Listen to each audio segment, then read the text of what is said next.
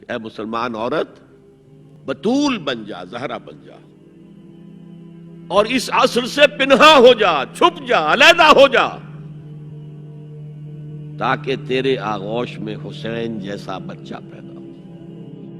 گھر کی چار دیواری، وقرن فی بیوتکن ولا تبرجن تبرج الجاہلیت الاولی، قرار پکڑو اپنے گھروں میں، وقار کے ساتھ رہو، ٹھہری رہو اپنے گھروں میں، اور بند سمر کر باہر نہ نکلو جیسے کہ تم جاہلیت کے دور میں نکلتی تھی۔ اس کو ہمارے ماڈرن لوگ کہہ دیتے ہیں یہ تو صرف ازواج مطہرات کے لیے تھا، اس سے بڑی جہالت کوئی نہیں ہو سکتی۔ دیکھیے ایک نقطہ، یہ شاید پہلے کبھی آپ کے ذہن میں نہ آیا ہو،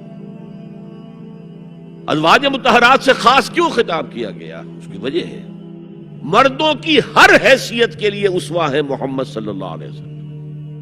مبلغ کے لیے ہے کہ نہیں؟ سب سے بڑا کام تو آپ کا تبلیغی تھا۔ مزکی اور مربی کے لیے ہے کہ نہیں؟ باپ کے لیے ہے یا نہیں؟ شوہر کے لیے ہے یا نہیں؟ سپہ سالار کے لیے ہے یا نہیں؟ قاضی القضات کے لیے ہے یا نہیں؟ مرد کی ہر حیثیت کے لیے اسوہ ہے۔ آخر عورت کی نسوانی زندگی کے لیے تو حضور اسوہ نہیں بن سکتے، یہ خلا ہے۔ مرد کے لیے کامل اسوہ، عورت کے لیے بھی اسوہ، لیکن اس کی خاص نسوانی زندگی کے لیے اسوہ نہیں۔ اس خلا کو پر کیا ازواج مطہرات سے۔ لستن کاحد من النساء، اے محمد کی بیوی تم عام عورتوں کے مانند نہیں ہو۔ پھر جو احکام دیے گئے ہیں وہ سب کے لیے ہیں، لیکن اس میں چیریٹی بگنز ایٹ ہوم، گھر سے شروع کرو۔ سب سے پہلے خواتین، حضور کی بیویاں جو ہے وہ مخاطب ہیں۔ یہ دوسرا قلعہ ہو گیا، حافظ ناموس زن۔ مقصد کیا ہے؟ عورت کی عزت، عورت کی عصمت، عورت کی عفت کی حفاظت۔ تیسرا جسے ہم ستر کہتے ہیں، عورت گھر میں بھی ہے، گھر میں ہے، اور وہاں صرف محرم آئیں گے، نامحرم نہیں آئیں گے۔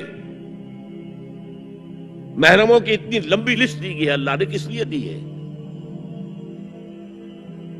کیا قرآن مجید میں لفاظی ہے؟ ایک ایک لفظ گھر کے اندر نامحرم نہیں آئے گا۔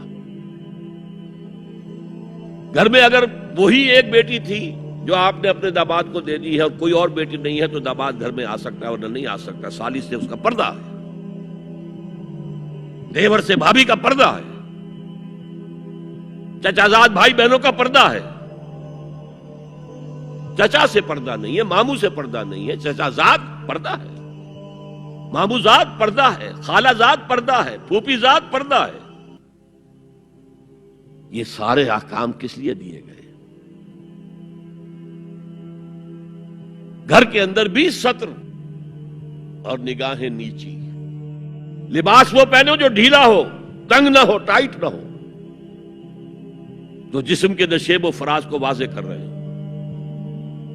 اتنا باریک نہ ہو کہ جسم جھلک رہا اس میں سے، اور اس پر اضافہ وَاضْرِبْنَا بِخُمُرِهِنَّ عَلَى جُيُوبِهِنَّ، اپنے گریبانوں کے اوپر اپنی اوڑھنیوں کے، یہ خمار آ گیا کہ اوڑھنی ہوتی ہے، اس کے بکل مار لو، اس کے باوجود بھی نگاہیں نیچی رکھو۔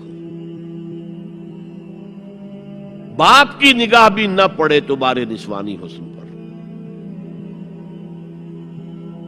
وہ بھی مرد ہے۔ بھائی کی نگاہ نہ پڑے۔ اہل ایمان تم بھی اپنی نگاہیں نیچی رکھو، اور اہل ایمان عورتوں تم بھی اپنی نگاہیں نیچی رکھو۔ تین پردے ہیں مسلمان عورت کے، جس کو آج بالکل ختم کرنے پر مغرب تلا ہوا ہے، اس لیے کہ کسی بلی کی دم کٹ جائے تو وہ چاہے گی کہ سب کی کٹ جائے۔ ان کا بیڑا غرق ہو چکا ہے، ان کی تہذیب ختم ہو چکی ہے، تہذیب نہیں ہے آج ان کے پاس، خاندانی نظام ختم ہو چکا ہے۔ بوڑھے والدین کو لے جا کے اولڈ ہاؤسز کے اندر پھینک دیا، اور وہ سال سال بھر ترستے رہتے ہیں، کوئی نہ بیٹا آتا ہے نہ بیٹی آتی ملنے۔ بس ٹھیک ہے نا، ہم نے فریج دے رکھا ہے، سب کچھ سامان وہاں پہ ہوتا ہے، ٹیلی ویژن دے رکھا ہے، اپنا وقت گزاریں۔ اپنے بیٹوں بیٹیوں کو دیکھنا نصیب نہیں ہے۔